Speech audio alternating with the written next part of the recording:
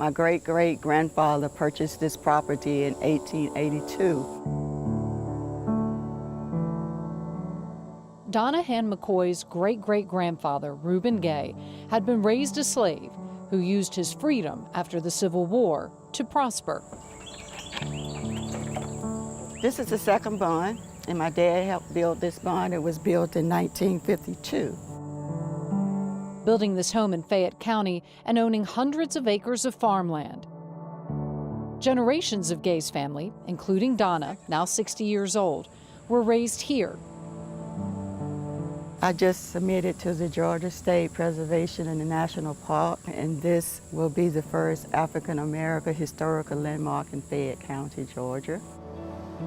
And his descendants still inhabit these hundreds of acres, many buried in the same cemetery just up the road where he was laid to rest. This is his grave here. Donna's passion for her family's history is part of how she has helped to heal her traumatic past, one in which she was kidnapped and raped as an adult, one in which she grew up in an alcoholic home she fled at just 15 years old. So I ended up being one of those women that was on the streets. I was standing on the street corner down by the Fox Theater, and that's where it all began for me, trying to survive on my own, looking for love, because it wasn't at home. I have a safety list. Donna tried to take her life 3 times. It was one of those times hospitalized at Grady Hospital in downtown Atlanta that she learned of the Nia Project. It gave me life, and I took that, and I kept coming and kept coming. In the midst of, there was things happening along the way, but I just kept coming. When I started having flashbacks. The Nia Project is a program that's culturally responsive, where we provide mental health services for African American women who have had a long history of trauma. It wasn't even about me calling the police at the time. They feel like there's no way out but to end their lives, and so they attempt suicide. And the program aims to help them find a sense of purpose in their lives, to build meaning, to find a community where they can connect with other women with similar stories. Know that it's not your fault. Chief psychologist at Grady Health System, Dr. Nadine Kaslow, founded the Nia Project at Grady Hospital over 20 years ago and has worked with over 2,000 suicidal African American women. Nia is the Kwanzaa principle of purpose. Suicidal behavior has been on the rise in that community, and so that's increasingly concerning. And maybe most importantly, there's just been tremendous stigma about getting mental health services in general within the African American community. African American women pride themselves, rightly so, on being strong Black women, and that often means they are wonderful at taking care of everybody else that struggle to take care of themselves. Nia's research has found that African American women are more at risk for suicide if they are survivors of intimate partner violence, have a history of childhood abuse and neglect, experience negative life events, and have mental health issues such as overall psychological distress, depression, PTSD, or substance misuses. The greater the number of risk factors, the higher the risk of suicide. Nia's research has also found that what is protective and makes African American women resilient include having positive social support and a sense of belonging, feeling close to their family and accepted, being a mother, having adaptive coping skills, being confident in their abilities, being spiritual, and having a sense of meaning and purpose in life. It's very much of an empowerment-oriented program. All of our clinical and research services are designed to be empowerment-oriented and very culturally competent. So in the research program, for example, all of the groups are co-led by at least one therapist who is African American or Black. Distress tolerant. The Nia Project is a free program that provides all of the women individual, group, couples, and family therapy, along with crisis services 24 hours a day. The women become part of a tight-knit community, supporting each other, learning practical strategies for day-to-day life, and finding their purpose in their lives.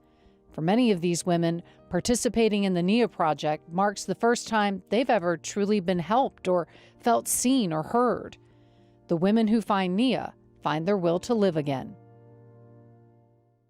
I believe in God that I can My child molestation started when I was 8 years old. When I was 11 years old, all I wanted to do was just die. And by the time I turned 12, he got me pregnant. Deborah Gay was repeatedly raped and impregnated by her stepfather until she became an adult. At 50 years old, she no longer wanted to live. I actually took the pills.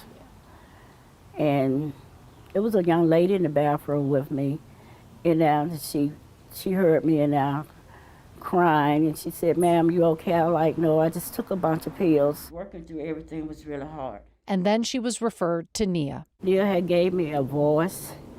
It made me recognize that everything that happened to me in my life was not my fault. And it gave me courage to stand up and speak out and tell my story. Deborah found an artistic outlet for feelings that had been buried most of her life. Oh, it was amazing. It was unbelievable because I didn't think I had the skill to do it.